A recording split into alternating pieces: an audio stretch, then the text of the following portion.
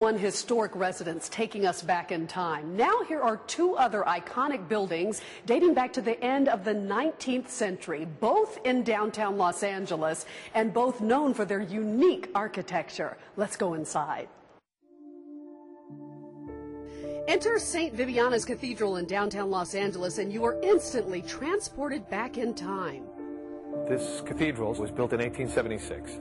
It was, in its time, the center of not just the Catholic Archdiocese, but pretty much all of Los Angeles. It held 1,000 people in it in 1876, which was 10% of the entire population of Los Angeles at the time. This is really one of the heart and soul places of Los Angeles. It's so tied to the history of Los Angeles and the dreams and aspirations, and we have so little left from the 19th century. This architectural relic was once a fully functioning Catholic cathedral until it suffered minor damage in the 1994 Northridge earthquake.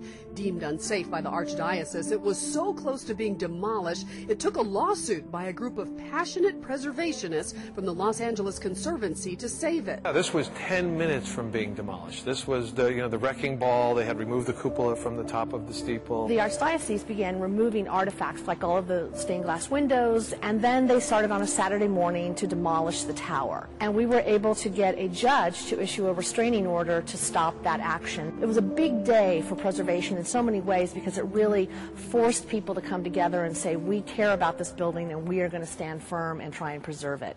A few years after their victory, they convinced developer Tom Gilmore to purchase the building, which was in need of some major TLC. It really was a leap of faith. I knew it was beautiful, I knew it was worth saving, and I knew that if I was creative enough and had enough people who supported us, that we could find a way to turn it into something for the 21st century, even though it was part of the 19th century. Today, the space can be rented out for a variety of events, including concerts and weddings. You can really feel the power of the space, and so it's kind of fun to be the next generation of that experience here, Also downtown on Broadway and not far from St Vibiana's is another building from a bygone era, the Bradbury Building.